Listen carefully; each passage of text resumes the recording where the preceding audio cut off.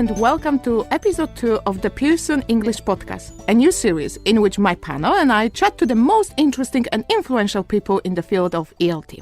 I'm your host, Joanna Weissman, and joining me on the panel this month are Sam Wadsworth and Patrick Curry. How are we doing today, Patrick? Yeah, very well, yeah. I had a Christmas breakfast, and I'm aware that listeners, it will be 2020 and it will no longer be Christmas, but it's very delicious. What did you have? I had eggs royale. So I had poached eggs with salmon and muffins, English muffin. It's very delicious. Nice. That's nice. Nice. Sadly, I didn't have such a lovely breakfast. I had to get up very early because there's a train strike on my line at the moment, so it was not fun getting into work, but I'm here now. Yeah, how about you? You made it. Well, I've got big news. Uh-oh. I bought a house. Oh, congratulations. Hey! Very good. Excellent. So will you be in by Christmas? Kind of. We'll be moving over Christmas, so it will be a very intense Christmas time, but full of joy and happiness of the new house. Of course. Yeah. Anyway, let's get started. Now, teacher training courses do a great job of covering the basic principles of effective teaching. They are a brief but intense introduction to the role. But something they don't always cover is how best to support students with a neurodiversity such as dyslexia. So how can we make sure that our lesson plans are inclusive and that our content is accessible? Well, hopefully our guest today will be able to help. So, Patrick, who are we talking to? Well, joining us this month is Martin Bloomfield, who is a trainer at York Associates, and he specialises in dyslexia awareness. And according to his LinkedIn profile, he is a relentless optimist. Martin, welcome to the show. Thank you very much. I've been very optimistic about it. So I think the first question that comes to all of us is, what is dyslexia? Well, it's not as easy as it might sound to answer. It depends on your aims and purposes. It depends on where you come from and which culture you come from as well. For instance, in the European Union, European Union has a definition of dyslexia which focuses on a severe disability that impairs your reading and writing skills. So effectively, they think of it as a literacy issue. The International Dyslexia Association talks about dyslexia as an impairment in terms of fluent word recognition, and that can be translated as a phonological processing issue. The British Dyslexia Association talks about it as a neurological condition, which means that you have a different way of processing information.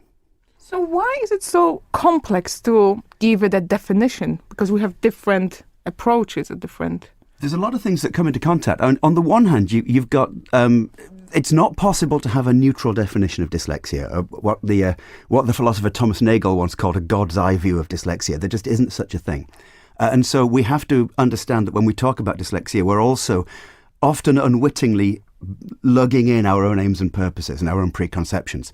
The second reason is that dyslexia is a family relationship of lots of different things. So there isn't one single thing that you can call dyslexia. So you'll find that in general, people with dyslexia will have a combination of phonological processing issues, working memory issues, that's short-term memory issues, and sequencing issues, left, right, 1, 2, 3, 4, 5. But on the other hand, because of the neurological structure of the brain, they tend to be more creative, they tend to have a bigger picture view of things, and they tend to have a visual way of looking at the world.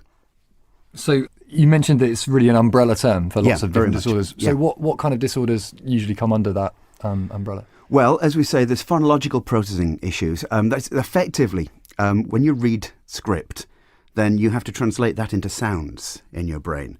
And this is a phonological decoding matter. Now, people with dyslexia often, not always, but often have phonological decoding issues. There are sequencing issues. So whether you know left and right, whether you can keep time very well. I once worked in a team with people who were dealing with a woman, a very intelligent woman, a master's student at university, and she actually had dyslexia to the point where there were days when she couldn't get out of bed. Believe it or not. Because what happens is, if you think about it, sometimes you'll walk into a room and you go, what do I do now? Well, that's a sequencing issue. And she had such severe sequencing issues, she didn't know what to do after getting out of bed, so she just couldn't get out of bed. And so you get all sorts of different things. There's also working memory issues. This is a short-term recollection of facts. People with dyslexia have got very good eidetic memory, that is effectively photographic memory. But if you give them individual facts to remember, these kind of disappear from the surface of the brain. And so there's short-term memory issues as well. Okay, so we are an ELT podcast. So how might the things that you've been talking about affect specifically people in the ELT classroom, do you think? Well, there's a lot of different things. So, for instance, depending on the language you come from, so depending on your first language, some script is alphabetic. For instance, the English language, the German language, most European scripts are alphabetic. Some scripts are syllabic, some scripts are logographic. Now, if you come from a culture with a syllabic or a logographic script, and you believe that dyslexia is a phonological processing issue, then you won't believe that there's such a thing as dyslexia in your language, because you don't have to translate the alphabet into the sounds in your head. And so on the one hand, there's the transition from a first language to the English language. English is also, and I'm sorry for the technical term here, English is an orthographically opaque language. Now, what that means for anyone who doesn't know is that when you see a word written down, you don't automatically know what it sounds like. So an example could be T-E-A-R. Is that tear or is that tear? You can't automatically tell. And O-U-G-H is the classic example. Absolutely, yeah. If anyone comes from Loughborough, they know exactly the issues. Or Luga Baruga. Baruga, yeah. And so, yeah, there's all sorts of issues like that. There's, of course, there are other issues as well. So there's cultural issues. Is your culture a culture which accepts uncertainty, for instance? Some cultures are happier with uncertainty than others.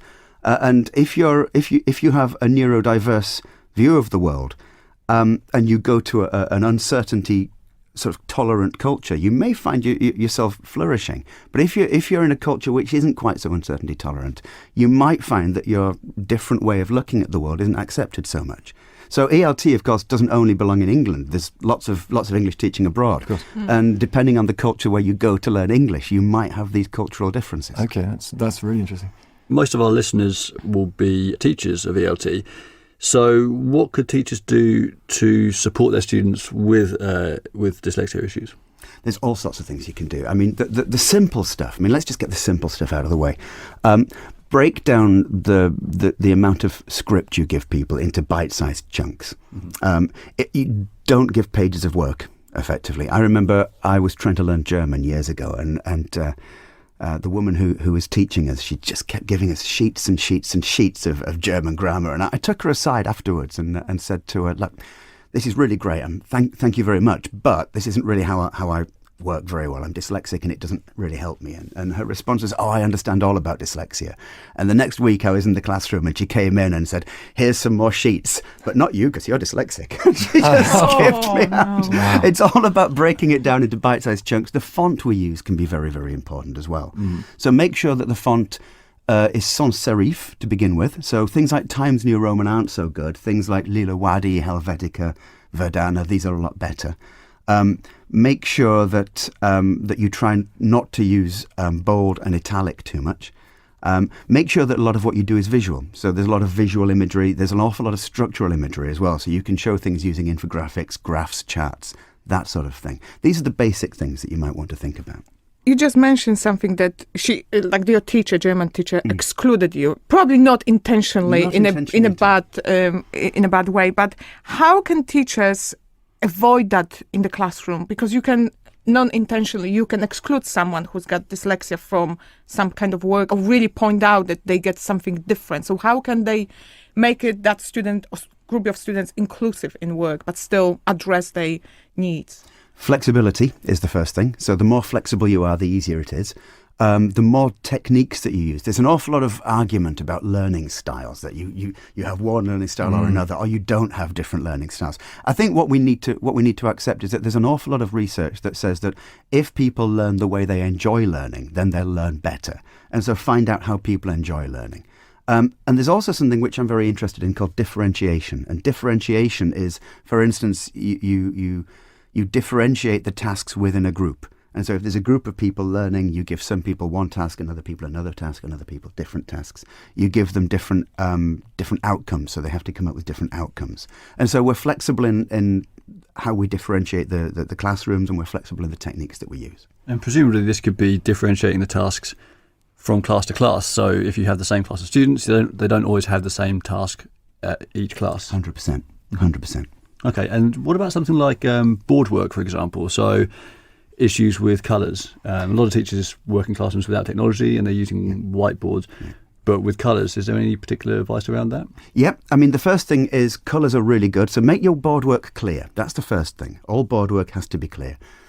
Use colours to differentiate ideas and to mark ideas off. The next thing to realise is that you need to have good lines of sight towards the board. Something that we don't always think about. Is it easy to see the board from different parts of the class? Are you standing in front of the things that you're writing as you're writing them? That kind of thing. But also, because of the issue with working memory, it's never a good idea to expect students to learn by copying down from a board. Because a lot of the time there'll be issues and maybe problems copying work down, and you may find that some students copy it down wrongly.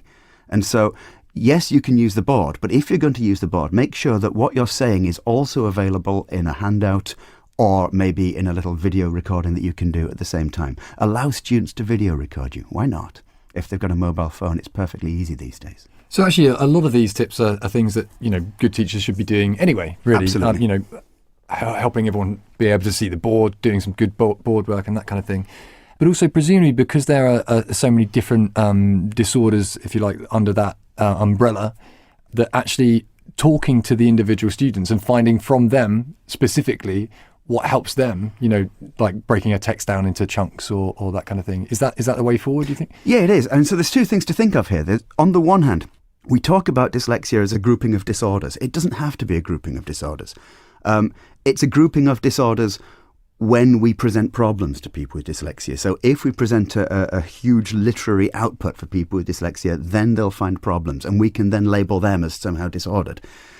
Or we can say, well, actually, there's an awful lot going on that people with dyslexia are very good at. So why not find out, as well as what they struggle with, what they can do?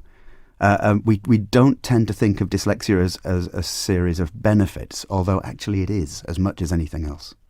That's an interesting view. So you focus on the positive rather than the negative. And probably that's even much more motivational for students. So they don't feel that there was something really, really wrong with them and they cannot progress in for example, studying English because of the fact that dyslexia is turning it around and making it. That's how you frame it. Yeah, exactly. Which is quite important for anyone who is a teacher to give that positive feedback. Yeah, so I guess it's about raising awareness of these things, because you're talking about in England it's more accepted, but there's certain cultures where maybe it's not recognised.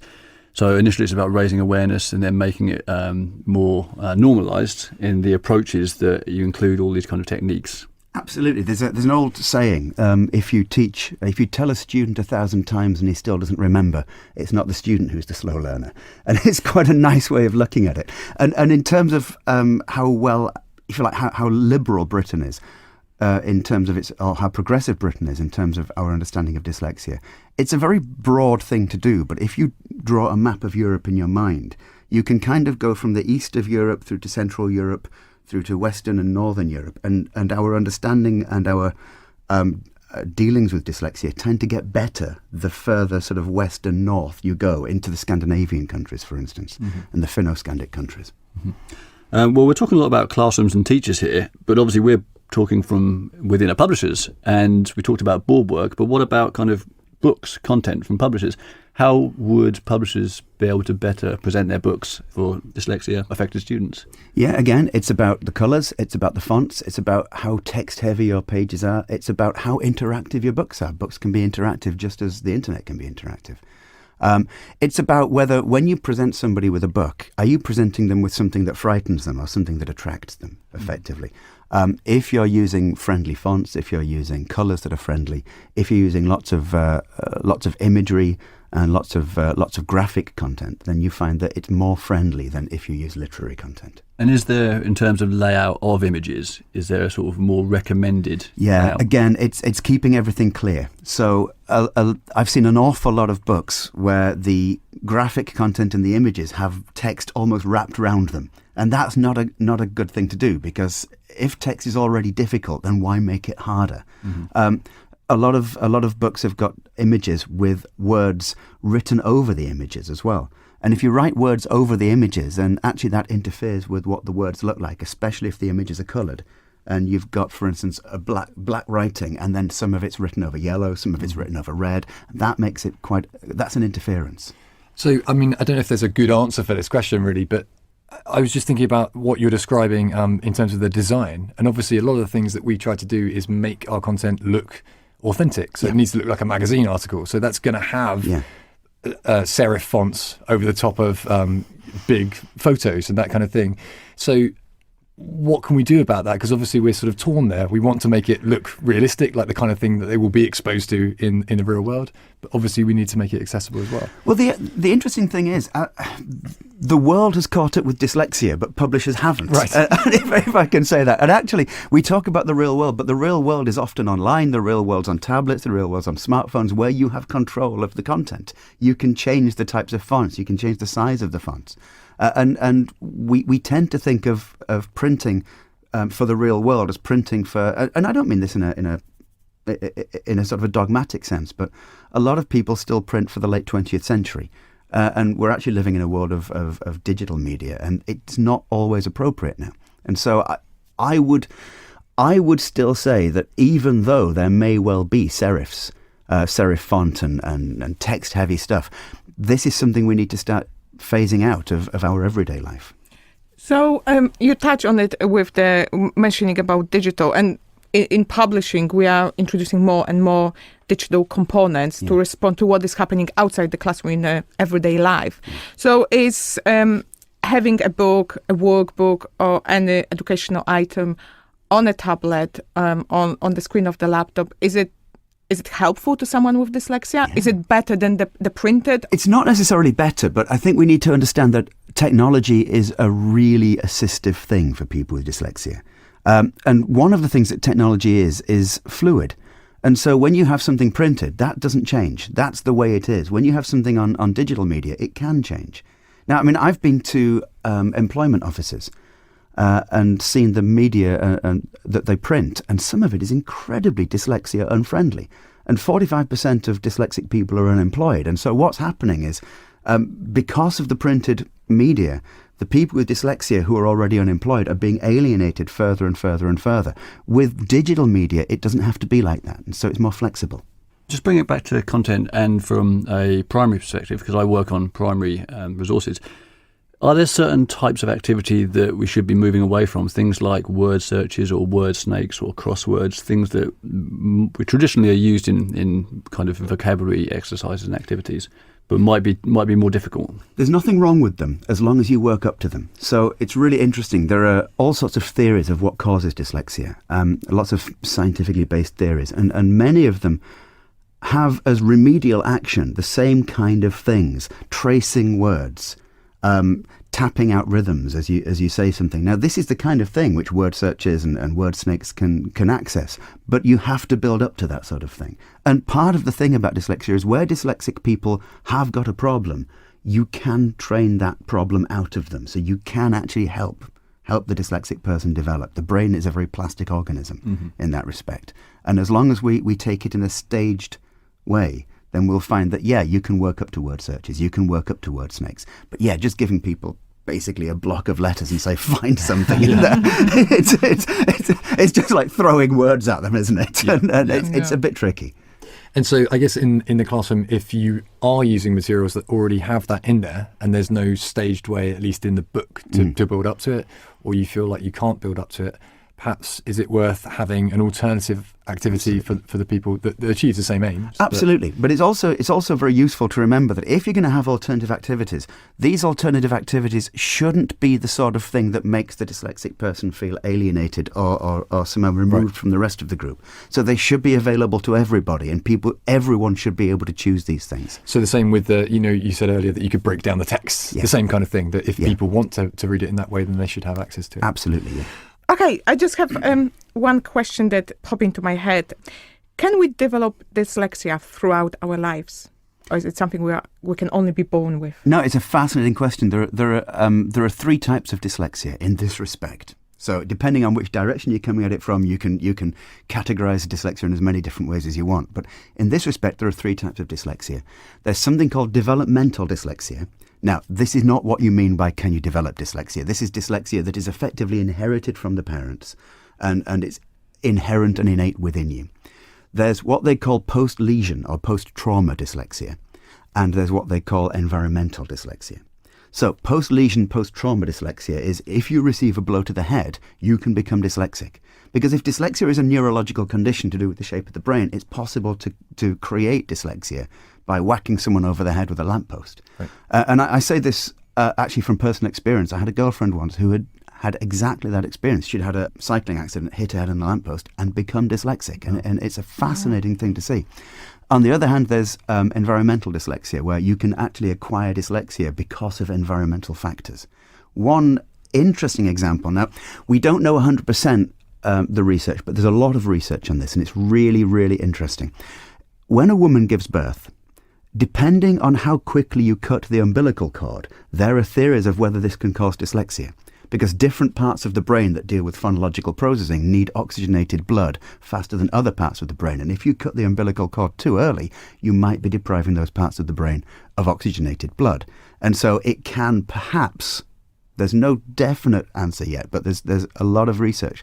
You can perhaps induce dyslexia in a young child by cutting the umbilical cord too early. So there's all sorts of ways you can get dyslexia.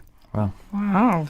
Okay, let's move on to the Q&A section. This is the part of the show where teachers from around the world get to put their questions to our guest. So, Patrick, what have you got for us? Yes, we have a question from Keo in Japan, who asks, I recently read that students can be dyslexic in one language but not another. So, how can we identify dyslexia in a second language if it isn't apparent in a student's native language? It's a really interesting question. So I'll refer to something I said a little earlier about certain languages are not alphabetic languages, and some alphabetic languages are more orthographically opaque than others, and some are orthographically transparent, some such as Finnish or Welsh. You read these words, you know exactly what they sound like. If dyslexia is a neurological condition, and it is, then it doesn't matter which language or culture you belong to, you will be dyslexic, regardless of which language or culture you belong to. In certain languages, it's not apparent. Now, this is really important, because where you believe that dyslexia is nothing more than a phonological processing issue, and it's a lot more than that, where you believe it's nothing more than a phonological processing issue, and therefore you won't identify dyslexia until the child's quite old, maybe towards 10 years old, something like that. There's already been a lot of learning that's been retarded by that point. And so we need to think of dyslexia as something more than simply a phonological processing issue, as the International Dyslexia Association has it. So you can be dyslexic anywhere in the world. It's not always apparent in some languages. So in Chinese, for instance, which is a logographic language, it's not always apparent because you're not using the phonological processing aspects of your brain when you read. But you'll still be dyslexic. Wow, so interesting that you could only notice it in another language when you're learning a new language. Okay, I think we've sort of touched on this, but let's focus on it a bit more. Donatella from Italy asks, how can I make sure that a student with dyslexia feels included and not singled out? We did mention it a bit briefly earlier, but it does seem quite difficult because we're sort of saying, on the one hand, we should give them a special text, if you like, bite-sized bits of a text, but we don't want them to feel like that's just for them. And so you mentioned making that available to everybody. Yeah. But is there anything else that we could think about? I also think differentiation is a really useful thing. So we've mentioned this before. You get a group of people and they each maybe have different tasks. You're marking for different results from these tasks. You might be marking for input as well as output. So traditionally we mark for output. Did you get the answer right? You could be marking for input. How did you contribute to this? That sort of thing. And also, I think one of the things that we as teachers are always in danger of doing is teaching as we feel best. So teaching to our favourite style rather than teaching to the style of the student. And this is something that it's a trap we all fall into. So it's just about being aware of how the students learn. And it's nothing specifically to do with dyslexia. It's to do with all our students in that respect. And so we don't have to focus on dyslexia. We just have to focus on the way that people prefer to learn, the way they prefer to interact, the things they find difficult. And maybe they find something difficult, so we want to help them do it. Or maybe they find something difficult, and so we think, well, actually, we don't need to make them do that. And last but not least, Sandra from Spain has got a question. How can we assess dyslexic students to ensure they're making progress? Well, I've already mentioned assessing by input as well as by output. We've already looked at differentiation. So for instance, if you have a group of students and this group manages to get an answer right or to do a task, then you can say within the group, okay, who's contributed? Has everybody contributed to this? And you know that everybody's played a part in this. Oral assessments are really common. So you can assess people by speaking to them. Assistive technology. So people can have speech to text interface. They can have pen readers, and you can they can have computers to help them. So you can use assistive technology to assess people. So you've got oral, you've got assistive technology, and you've got forms of differentiation and marking by input as well as marking by output. Okay, well, that's it for the show today. Thank you for this month's guest, Martin Bloomfield. Thank you very much, Martin. Can I say one extra thing? And it's something that I'm really keen on saying, and I'm sorry for butting in on this, but there's something we need to understand about dyslexia and the development of children. That we think of dyslexia as a literacy issue or a phonological issue or a neurological development issue. There's another way we have to look at dyslexia, and that is as a mental health issue. The amount of mental health problems that we're giving children by not including them in the classroom, by not assessing them the way that they feel they should be assessed. People with dyslexia have roughly a 50% raised chance of attempted suicide, an 85% raised chance of attempted self-harm. It's something we really need to be very, very cautious of. And as teachers, we're at the cutting edge of this. We need to think, well, actually, this isn't just how I can raise my results. This is how I can build a proper society. So it affects children, especially, but I suppose also teenagers, because that's a very sensitive time of their lives where they take everything very personally. Hugely sensitive. And we know there's a big connection between school dropout rates and attempted suicide. We also know that around about 60% of people with severe reading difficulties drop out of school. We know that roughly 80 to 85% of people with reading difficulties have got dyslexia. And so when we follow this chain, what we find is that we can prevent this self-harm. We can prevent these mental health problems very, very easily. It comes back to what we talked about earlier. It's just that raising awareness that people do know that it's there and that there are ways that they can combat it at a very early age. So from primary, from young learners, and all the way through to adulthood. And I was going to say, even maybe thinking about it in terms of combating it is the wrong way of looking at it. Maybe it's reframing it. So it's that actually we tend to look at it like, how can we make this person do the same things as everybody else in the class? How can they perform in the same way? But actually, maybe it's more about how can we help them to flourish in the way that they're good at. That's exactly what it is. We think of dyslexia as something we have to combat, as, these problems. Actually, we don't think of dyslexia enough as there are these benefits to dyslexia. And the very language we use about dyslexia, we talk about dyslexia, dysgraphia, dyspraxia. We're defining children by things they can't do, which is a very difficult thing to do in the first place. So we should start thinking about how they learn and what they can do. And obviously we don't do that in any other way. If they're not good at kind of drawing, we don't say that they're drawing. Exactly, yeah. So it's what we also mentioned earlier. We focus on the positive. Yeah. We turn it around and focus on the positive. Absolutely. And we know that people with dyslexia, on average, are at least as intelligent as people without dyslexia, and probably more. We know this. In fact, in many places, you cannot be assessed as dyslexic if you're under-intelligent. And so the people who have got dyslexia are at least as intelligent as non-dyslexic people, and yet we treat them as though they've got a problem. Well, hopefully we gave some ideas to teachers who are listening to us, so it will help them to make classes inclusive and address the needs of their students. Thank you very much for coming and sharing your expertise with us, Martin. Thank you so much for having me. And if our listeners want to find more about dyslexia, where would you guide them? The first port of call would be the British Dyslexia Association. They have a website and they have branches all over Britain. The International Dyslexia Association is extremely good as well. You can find them online. For a more user-friendly dyslexia site, you might want to look at nessy.com, Nessy.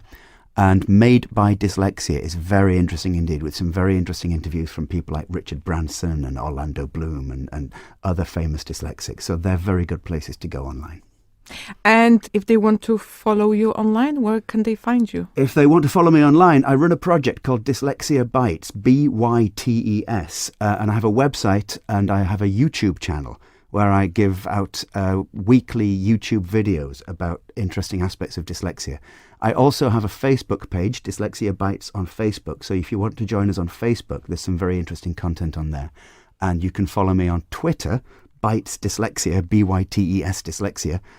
because somebody already had the Dyslexia Bytes name. And I have a LinkedIn page, Martin Bloomfield. Fantastic. And of course, as always, thank you to Sam and Patrick. And thank you for listening. If you have any questions or suggestions, please email us at pearsonenglish@pearson.com or visit our Facebook page, Pearson English. And until next month, this is the Pearson English podcast.